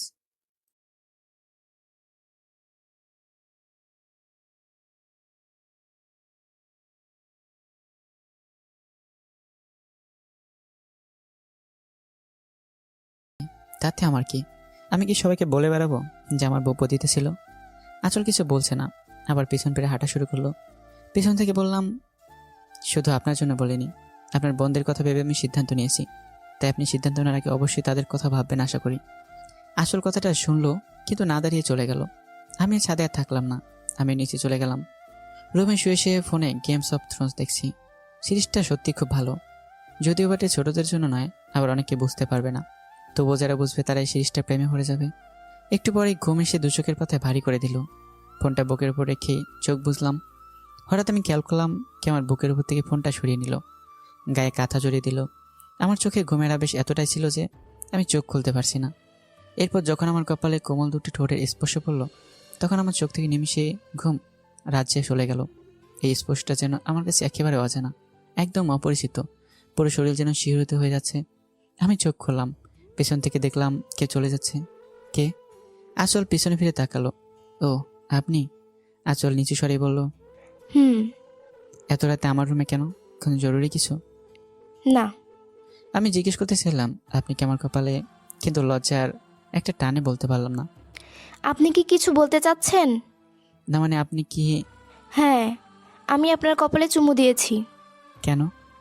আমি পতিতা হওয়ার পরেও যে মানুষটা আমাকে বিয়ে করতে চায় তার কপালে চুমু দেওয়ার যোগ্যতা হয়তো বা আমার নেই, তবুও কেন জানি নিজেকে সামলে রাখতে পারিনি।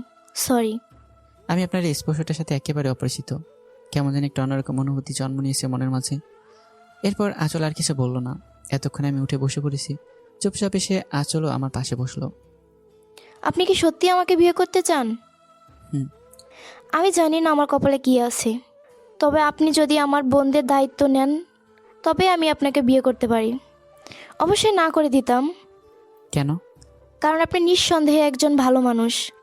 আমি কখনোই চাই না আমার জন্য কোনো ভালো মানুষের জীবন নষ্ট হোক। তাহলে আপনি আপনার বোনের জন্য বিয়েটা করছেন? অনেকটা তাই। ও আচ্ছা, তো আপনি চাইলে আমি কালই আপনাকে বিয়ে করব। আপনার কোনো আত্মীয়কে দাওয়াত করতে হবে? পৃথিবীতে আমার কোনো আত্মীয় নেই, আপনার যা ইচ্ছে করুন। হুম।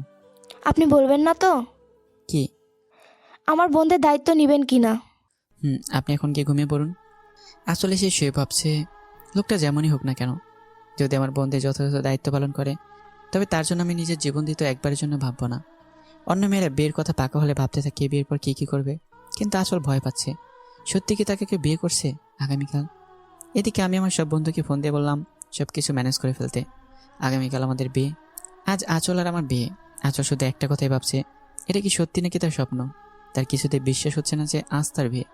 সারাদিন কীভাবে যেন কেটে গেল। এখন রাত প্রায় 10টা। আঁচল ঘরে ঘোমটা দিয়ে বসে আছে।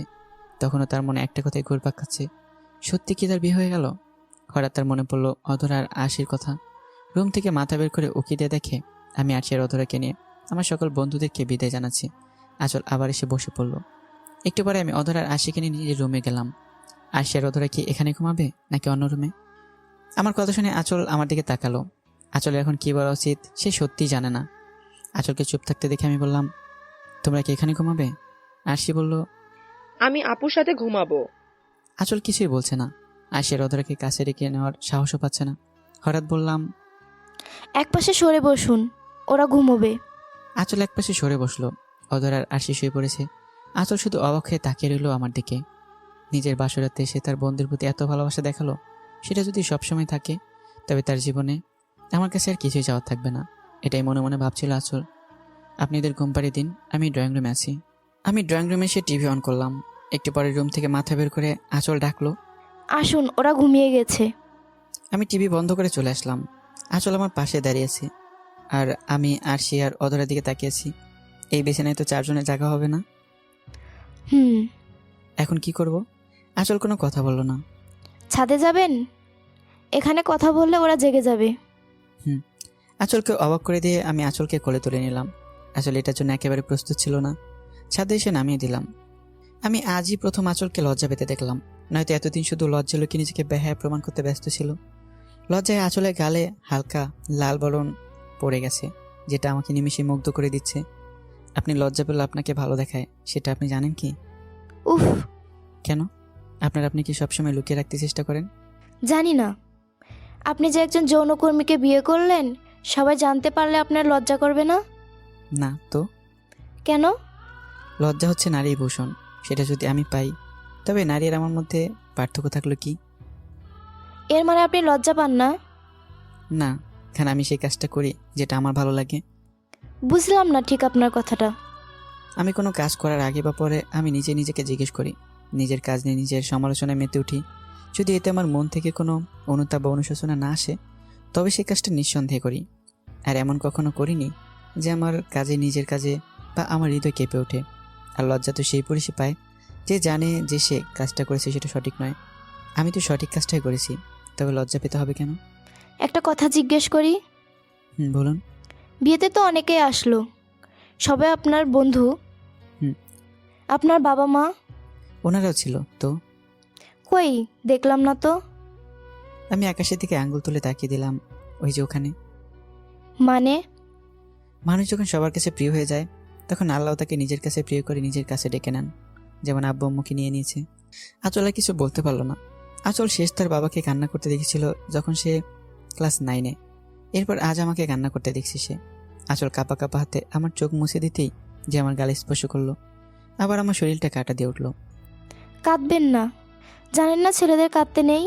আঁচলের কথা শুনে আমি আঁচলের হাত ধরে নামিয়ে দিলাম। কেন? ছেলেদের কাঁদতে নেই কেন? ছেলেদের কান্না মানায় না। কেন? ছেলেদের কি মন নেই? ছেলেদের কি আবেগ অনুভূতি নেই? মেয়েদের থেকে ছেলেদের আবেগ অনুভূতিটা একটু বেশি, কিন্তু তারা কখনো প্রকাশ করতে পারে না। পারিপার্শ্বিক অবস্থার কারণে তারা প্রকাশ করতে পারে না। সমাজে যখন একটা নারী কান্না করে তখন তাকে নিয়ে কোনো মজা করা হয় না, কিন্তু একজন পুরুষ কান্না করলে তাকে নিয়ে মজা করা হয়, তামাশা করা হয়। দেখো ছেলেটা মেয়েদের মতো কান্না করছে, কেন ছেলেদের কষ্ট হয় না? যেখানে নারী কান্না করলে সহানুভূতি দেখানো হয়, সেখানে পুরুষ কান্না করলে তামাশা। কিন্তু নারীরা অল্পতে কান্না করে, পুরুষ তখনই কান্না করে যখন তার পিঠ দেয়ালে ঠেকে যায়, তবুও সে কোনো সহানুভূতি পায় না। জানেন, বর্তমানে দেশে প্রতিদিন করে 28 জন সুইসাইড করছে, যার মধ্যে 75 ভাগ পুরুষ। এর কারণ শুধু একটাই, নারীরা কান্না করে নিজের মনটাকে হালকা করতে পারে, কিন্তু পুরুষ সেটা পারে না। কান্না লুকিয়ে হাসতে থাকা যে কতটা কষ্ট সেটা খুব কম সংখ্যক নারীই জানে, কিন্তু প্রতিটা পুরুষ প্রতিনিয়ত এই কাজটাই করে। যখন সে নিজের মাঝে নিজেই দমড়ে মুচড়ে যায়, তখন সে বাধ্য হয়ে নিজের জীবন থেকেই নিজেই নিজেকে মুক্তি দেয়। প্রতিটি মানুষ জীবনের কোনো না কোনো এক সময় একবার হলেও নিজেকে শেষ করার সিদ্ধান্ত নেয়। সেখান থেকে অনেকেই ফিরে আসতে পারে, আবার অনেকে মৃত্যুকে কাছেও টেনে নেয়। কিন্তু সুসাইড তো কখনো কোনো সমাধান হতে পারে না, তাই না? চোখের পানি এখনো শুকায়নি, তবু আসলের কথা এসে দিলাম। আপনি এই কথা বলছেন, আপনি নিজে সুইসাইড করে সিদ্ধান্ত নিয়েছিলেন। আঁচল আর কিছু বলল না। আল্লাহর দেওয়া শ্রেষ্ঠ নিয়ামত হচ্ছে জীবন, সেটা মানুষ কিভাবে নিজের হাতে শেষ করে দেয়। আজ খারাপ হচ্ছে, কিন্তু আগামীকাল সূর্য তো উঠতেও পারে। সারাদিন বৃষ্টি ঝড় হওয়ার কারণে যখন সবাই ভাবে আগামীকাল সূর্যের দেখা পাওয়া যায়, সেখানে বিকেলেই আবার শরীর পোড়ানো রোদে দেখা মেলে। আজ হয়তো আল্লাহ কষ্ট দিয়ে পরীক্ষা নিচ্ছে, কিন্তু তাই জন্য এটা নয় যে সারা জীবন এরকম থাকবে। আমাদের বাবা মা যারা আমাদের পৃথিবীতে নিয়ে এসেছেন, তারা আমাদের ভালোবেসে কত কিছুই করেন, তবে যিনি আমাদের সৃষ্টি করেছেন তিনি আমাদের কতটা ভালোবাসতে পারেন একবার কল্পনা করা দরকার। তাই আপনাকে শুধু একটা কথাই বলবো, পরবর্তী জীবনে যতই কষ্ট আসুক না কেন, কখনো সুইসাইড করার সিদ্ধান্ত নেবেন না। আপনি সব কিছু এত সহজভাবে কিভাবে নেন? কারণ জীবন আমার সহজভাবে সব কিছু নিলে জীবন সহজ হয়ে যাবে, আর কঠিন করে নিলে জীবন কঠিন হয়ে যাবে। তাই কি দরকার জীবন কঠিন করার? ঘুমাবেন না? আপনি কি ঘুমিয়ে পড়ুন, ওখানে তো 4 জনের জায়গা হবে না, আমি না হয় অন্য রুমে গিয়ে শুয়ে পড়বো। আচ্ছা। আঁচল চলে গেল, একটু পর আমি চলে আসলাম। একবার রুমের দিকে উকি দিয়ে দেখলাম আঁচল চোখ বুজেছে। কিছুক্ষণ দাঁড়িয়ে থেকে পাশের রুমে চলে আসলাম। কি যেন একটা স্বপ্ন দেখে আমার ঘুম ভেঙে যায়। চোখ খুলতে সামনে আঁচলকে দেখতে পেলাম। আঁচল তো কাল ওই রুমে ঘুমিয়েছিল, হয়তো রাতে আসছে। জানালার পর্দার ফাঁক দিয়ে আবছালয় আভা আসছে। মেয়েটা গুটিসুটি হয়ে শুয়ে আছে। আমি কাঁথাটা আঁচলের গায়ে মুড়িয়ে দিয়ে ছাদে চলে আসলাম। কখনো 10টার আগে ওঠা হয় না, আজ যখন এত সকালে ঘুম ভেঙে গেল, তাই সকালের মনোরম আবহাওয়াটা হাতছাড়া করতে চাইলাম না। ছাদে এসে 2 হাত মিলে দাঁড়ালাম, মুক্ত বিহঙ্গ। ইস, যদি উঠতে পারতাম, তবে এক পলকে এই মৃত শহরের এ পাশ থেকে অন্য পাশে ছুঁয়ে আসতাম। অনেকদিন বুক ডাউন দেওয়া হয় না, আজ দেখি কয়টা দিতে পারি। কিন্তু না, 3 বার দেওয়ার পর ওখানেই শুয়ে পড়লাম। এগুলো প্রতিদিন অনুশীলনের ব্যাপার, হঠাৎ হবে না। আপনার চা। কথাটা শুনে আমি রীতিমতো ভয় পেয়ে গেলাম। পিছনে তাকে দেখে আঁচল চা হাতে দাঁড়িয়েছে। আপনি কখন উঠলেন? যখন আপনি উঠেছেন। ও, সকালে পরিবেশটা সুন্দর না? চলো না হেঁটে আসি একটু। আমি কথাটা বলে আঁচলের মুখের দিকে তাকিয়েছি তার অভয় পাওয়ার জন্য। আঁচল মুচকে এসে বলল, আচ্ছা চলুন। ব্যস্ত শহর ঘুমের কোলে, রাস্তায় কুকুরটিও তার পরিবার নিয়ে করে শুয়ে আছে। মাঝে মাঝে 2-1 মানুষের দেখা মিলেছে, তারা হয়তো তাদের মতো হঠাৎ ভোরের সাথী, নয়তো বহুমুখী রোগ গ্রহণকারী। শেষ কলেজ জীবন এভাবে ভোরের রাস্তা দিয়ে হেঁটেছি। আমি কথাটা বলে আঁচলের দিকে তাকালাম। এরপর আর কখনো হাঁটেননি? না, কলেজ জীবন একটা মেয়ের পিছন পিছন আসতাম, তাই ভোরে উঠে তার পিছু নিতাম। তখন সে প্রাইভেটে যেত। কথাটা শুনে আঁচলে কেমন যেন একটু খারাপ লাগছে। আমি কেন অন্য মেয়ের পিছনে পিছনে যাব? আসলে মেয়ে জাতি, দুঃখিত, মেয়ে জাতি না, ভালোবাসা জিনিসটাই এমন, যার প্রতি বিন্দুমাত্র ভালোবাসা আছে তাকে অন্য কারোর সাথে সহ্য করা অসম্ভব, সেটা হোক অতীত, বর্তমান বা ভবিষ্যৎ। অনিশ্চিত শর্তেও আঁচল জিজ্ঞেস করলো, মেয়েটার সাথে প্রেমও হয়ে যায়। ওটা ছিল আমার জীবনের প্রথম আর শেষ প্রেম। এরপর তো আপনাকে বিয়ে করলাম। ছাড়াছাড়ি হলো কিভাবে? আমি কে বলেছিলাম কখনো ওটা ভেবে আমার সাথে সম্পর্ক কন্টিনিউ করবা না, যে তুমি চলে গেলে আমি কষ্ট পাবো। ততদিন পর্যন্ত ভালোবাসবা যতদিন তোমার মনে আমার জন্য ভালোবাসা থাকবে। আর যদি কখনো তোমার জীবনে অন্য কেউ আসে, তবে তুমি প্রথম আমায় জানাবে। তারপর একদিন সে বলল তার আমার সাথে থাকা সম্ভব নয়, সে অন্য কাউকে ভালোবাসে। আপনি তাকে আটকাননি? না। কেন? কারণ জোর করে আটকালে ভালোবাসা পাওয়া যায় না, আর আমি ব্যর্থ ছিলাম, তাকে পর্যাপ্ত পরিমাণ ভালোবাসা দিতে পারিনি। তাই জন্য হয়তো সে অন্য কারো ভালোবাসার মায়ে জড়িয়েছে। ও, তবে সে আমায় ছেড়ে গেছে, এটাতে আমার কোনো দুঃখ নেই। কিন্তু সে টাকার জন্য আমায় ছেড়ে গেছে, এটাতে আমার খুব কষ্ট হয়। সে যদি ভালোবাসার জন্য আমায় ছেড়ে যেত, তবে আমি হাসি মুখে তাকে আজও স্মরণ করতাম। ও, তাহলে এটা আপনার প্রাক্তনের প্রতিযোগিতা? অভিযোগ না, এটা অভিমান বলতে পারেন। ভালোবাসা অভিযোগ বলতে কিচ্ছু হয় না, যা হয় সেটা অভিমান আর অনুভব। আর যদি অভিযোগ থাকে, তবে সেটা ভালোবাসার সম্পর্ক হতে পারে না। কেন? প্রিয় মানুষটার উপর তো অভিযোগ থাকতেই পারে। না, পারে না। অভিযোগ কেবল অপরাধীর উপরেই থাকে। আচ্ছা, আমার কথা বাদ দিন, আপনার স্বপ্ন কি? আমার কোনো স্বপ্ন নেই, তবে যদি কখনো সুযোগ পাই তাহলে পতিতাদের জন্য কিছু করার চেষ্টা করব। যাদেরকে সমাজ পতিতা হতে বাধ্য করেছে। কি করতে চান? তাদের জন্য বসবাসের স্থান এবং তাদের জন্য কর্মস্থল। আচ্ছা, আমি আপনাকে সাহায্য করবো ইনশাল্লাহ। এটা করতে অনেক টাকা লাগবে। আপনি এত টাকা কই পাবেন? আমি আঁচলের দিকে তাকিয়ে শুধু মুচকে একটা হাসি দিলাম। আঁচল শুধু আমার রহস্যময় হাসির দিকে চেয়ে থাকলো। হাসিটার মধ্যে গভীর রহস্যও দেখতে পেলাম। একটু পরে সে রহস্যটা বাদ দিয়ে শুধু হাসিটা নিয়ে ভাবতে লাগলো। এই ছেলে হাসি দিয়ে হাজারো মন ঘায়াল করতে পারবে, এটাই ভাবছিল আঁচল। একটু পরে যখন সূর্য উকি দিয়ে তাকালো, আঁচলও আমি বাসায় ফিরে আসলাম। এসে দেখি অধরার আশে বসে টিভি দেখছে। তোমরা কখন উঠলে? একটু আগেই। আর সে আঁচলকে বলল, আপু ক্ষুধা পাইছে। আমিও আশির সাথে বললাম, আমারও ক্ষুধা পাইছে। কিন্তু আঁচল আমার দিকে তাকিয়ে মুচকে আসলো। বাচ্চাদের সাথে তাল দিতে দেখে। তোমরা টিভি দেখো, আমি রান্না করছি। সকালে খাওয়া শেষ করে আমি, আঁচল, অধরা আর আশি কিনে বাইরে গেলাম। সারাদিন ঘুরলাম। আসার আগে রাতের খাবার খেয়ে শপিং করে বাসায় আসলাম। আমি এর মাঝে একটা খাটও নিয়েছি, যেটাতে 4 জন একসাথে থাকতে পারবো। আর সে আর অধরা শুয়ে পড়েছে। সারাদিন ঘোরাঘুরির জন্য শরীর খুবই ক্লান্ত, তাই শোয়ার সাথে সাথে ঘুমিয়ে পড়েছে। আপনি ঘুমাবেন না? এখন না, আপনি ঘুমান। আমি একটু আব্বু আম্মুর সাথে দেখা করে আসি। আঁচল আর কিছু বললো না। আমি চলে গেলাম। আমার পিছন পিছন আঁচলও ছাদে চলে আসলো। আপনি কি প্রতিদিন এখানে দাঁড়িয়ে থাকবেন? হ্যাঁ, আব্বু আম্মুর সাথে দেখা করি। হুম। আচ্ছা, আপনি কি আমার মন থেকে স্বামী হিসেবে মেনে নিয়েছেন? কেন? তাই জিজ্ঞেস করলাম। আমি যদি আপনার সাথে শারীরিক সম্পর্ক করি, তবে কি আপনি সেটা মন থেকে মেনে নেবেন, নাকি স্বামীর জন্য মেনে নেবেন? মন থেকেও, আবার স্বামী হিসেবেও। কিন্তু এসব জানতে চাচ্ছেন কেন? আমি কিছু বললাম না। আসলে দিকে তাকিয়ে আসলে কাছে চলে আসলাম। আসলে এতটাই কাছে চলে আসলাম যে আঁচলের নিঃশ্বাসের শব্দ আমার কানে আসছে। আসলে কিছুটা বিব্রত বোধ করতে দেখে আমি আবার সরে গেলাম। একটা প্রশ্ন সবসময় আমার মনে নাড়া দেয়, তবে কখনো আমি এর সঠিক মতো কোনো উত্তর পাইনি। খুব উৎসাহ নিয়ে আঁচল জিজ্ঞেস করলো, কি প্রশ্ন? একজন নারীর ইচ্ছার বিরুদ্ধে কেউ যদি তার সাথে শারীরিক সম্পর্ক করে, তবে সেটাকে দর্শন বলা হয়। আর সেই দর্শনের ফলে যে বাচ্চা হয়, তাকে জারজ সন্তান বলা হয়। একটা মেয়ের যখন সুদীর্ঘ দিন একজন ছেলের সাথে প্রেমের সম্পর্ক থাকার পর তাকে অন্য একটা ছেলের সাথে পরিবারকে জোর করে বিয়ে দেওয়া হয়, এরপর বিয়েতে স্বামী তার সাথে শারীরিক সম্পর্কে মেতে ওঠে, যেন সে শারীরিক সম্পর্ক করার জন্য বিয়ে করেছে, তখন তো সম্ভবত মেয়েটার ইচ্ছে থাকবে না শারীরিক সম্পর্ক করতে, তাই না? তাহলে তো মেয়েটার ইচ্ছের বিরুদ্ধে গিয়ে তার সাথে শারীরিক সম্পর্ক করা হচ্ছে। তাহলে এটা কি দর্শন না? আর এই শারীরিক সম্পর্কের ফলে যে সন্তান পৃথিবীতে আসবে, তাকে কি বলা হবে? আমার প্রশ্ন শুনে আসল থ হয়ে গেল। অপলক দৃষ্টিতে আমার দিকে তাকিয়ে আছে।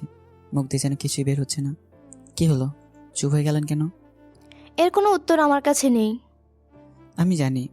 একবার ভাবুন, প্রতি রাতে কতগুলো মেয়ে মুখ বুঝে নীরবে দর্শন হচ্ছে। অবশ্যই এটা পবিত্র দর্শন। পবিত্র দর্শন কথাটা শুনে আঁচল জিজ্ঞেস করলো, পবিত্র ধর্ষণ মানে? মানে বিয়েটা পবিত্র একটা বন্ধন, আর বিয়ের পরে যে দর্শনটা হচ্ছে এটা পবিত্র, তাই পবিত্র দর্শন। আর বিয়ের আগে দর্শনের ফলে আগত বাচ্চাকে সংস্কৃতিত গায়ে একটা অবৈধ সন্তান নামক প্রতিলিপি করে দেওয়া হয়, কিন্তু বিয়ের পর আসা বাচ্চাকে সেই প্রতিলিপনটা দেওয়া হয় না। তাই জন্য আমি আপনাকে জিজ্ঞেস করছিলাম যে মন থেকে মেনে নেবেন নাকি স্বামীর জন্য মেনে নেবেন। আপনি আমার স্বামী, তার জন্য স্বামী হিসেবে মেনে নিব। আর যেহেতু আপনাকে আমি ভালোবাসি, তাই মন থেকেও। কিন্তু তাদের শারীরিক সম্পর্কের সাথে ভালোবাসার কোনো যোগসূত্র থাকে না, তাই জন্য সেটা পবিত্র দর্শন। মনে করুন একজোড়া প্রেম যুগল রুম ডেট করলো, এটা কিন্তু ইসলামের বিধানের বাহিরে। ইসলাম এটাকে সমর্থন করে না, কিন্তু তবুও কিন্তু এটাকে দর্শন বলা হয় না, কারণ সেখানে ভালোবাসা সংশ্লিষ্ট। তাই সেই শারীরিক সম্পর্ককে প্রেমের বহিঃপ্রকাশ বলা হয়। তো আপনার মতো কি হওয়া উচিত? প্রতিটি পুরুষকে প্রেমিক হওয়া উচিত। আগে তার বিয়ে করা বউটার মন ছুতে হবে, তারপরেই শরীর। আপনি ঠিকই বলেছেন, কিন্তু আপনি সবকিছু নিজের মতো করে ভাবলে তো আর হবে না। আমি মুচকি বললাম, আমি সবকিছু আমার নিজের মতো করে ভাবি, এই জন্যই আমি এতটা সুখী। কারণ আমি কখনো ভাবি না সমাজ কি বলবে, কারণ আমি আমার রাজ্যের একমাত্র রাজা, আর রাজা কখনো কারো কথা শুনে চলে না। তাই আমি সেটাই করি যেটা আমার ভালো লাগে। আপনি কি এখন ঘুমাবেন? আমার প্রচুর ঘুম পেয়েছে।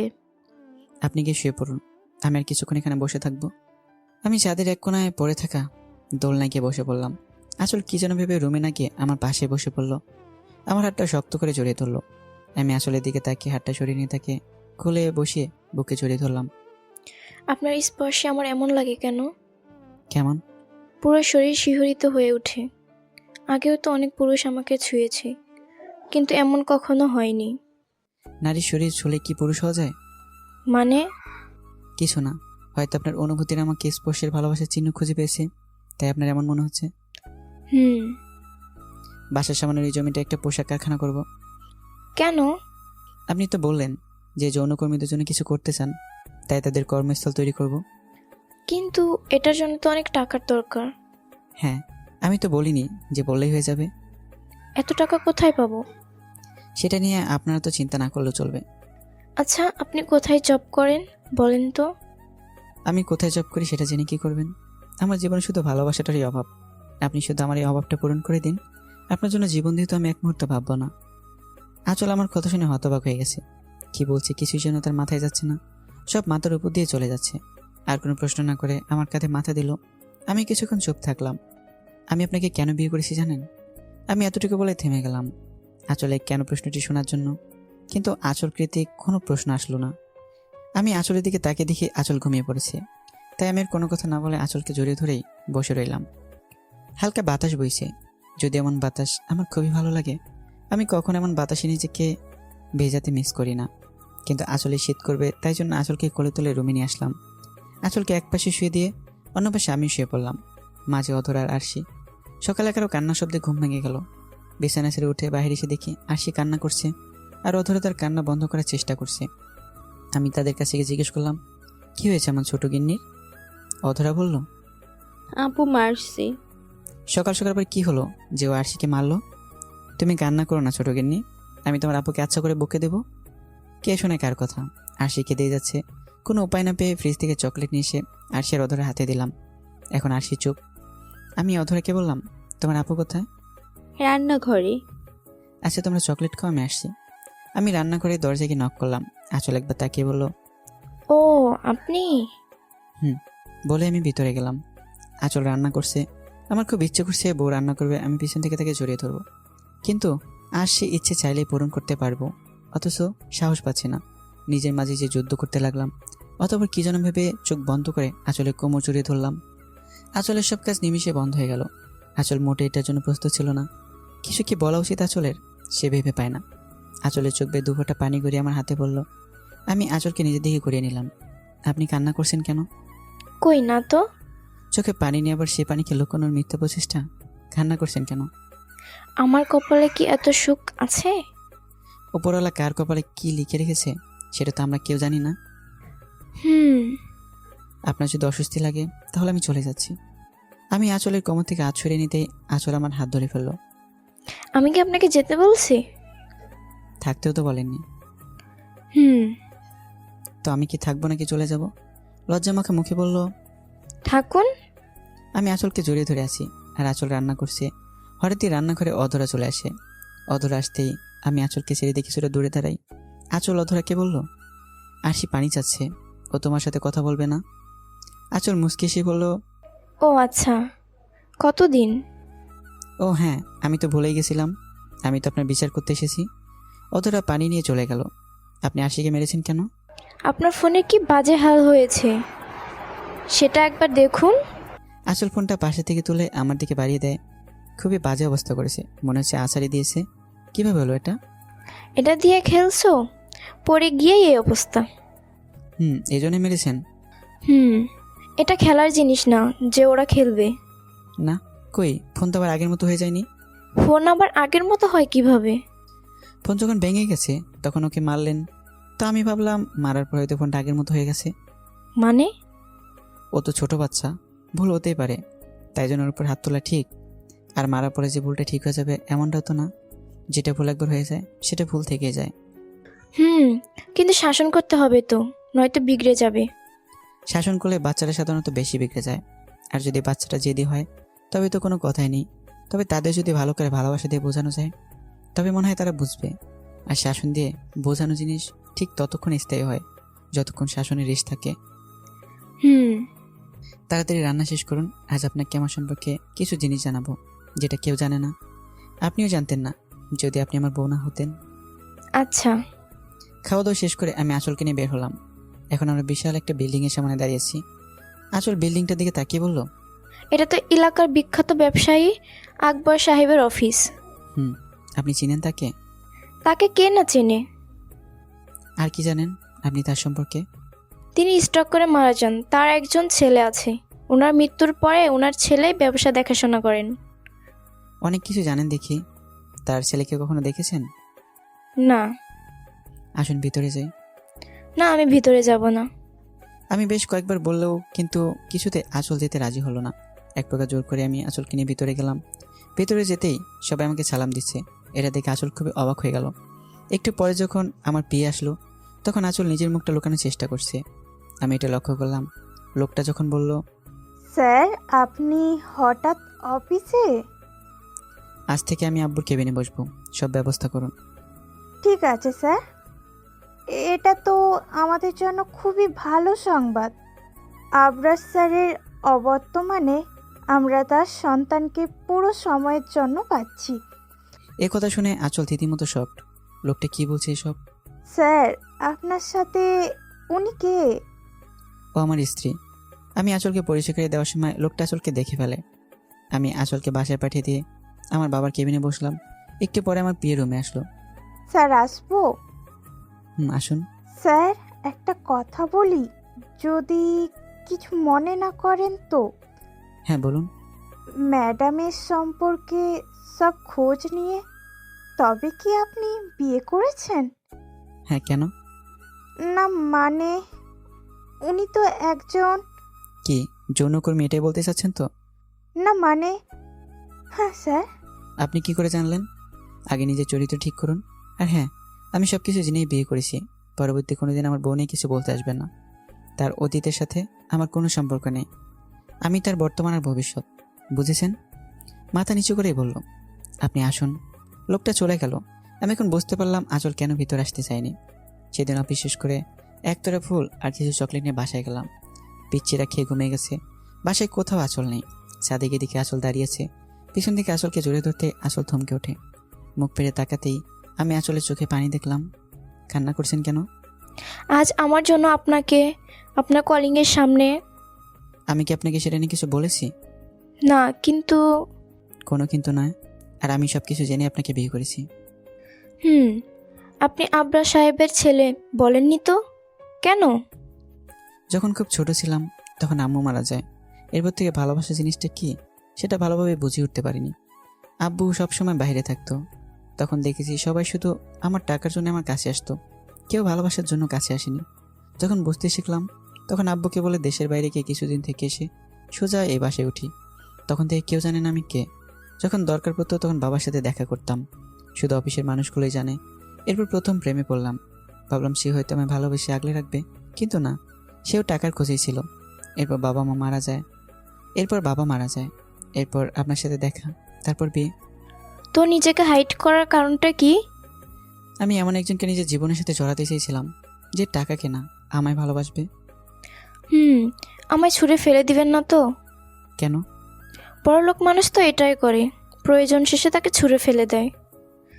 যদি তাই হতো তবে তোমায় টাকা দিয়ে নিয়ে আসতাম, বিয়ে করে নয়।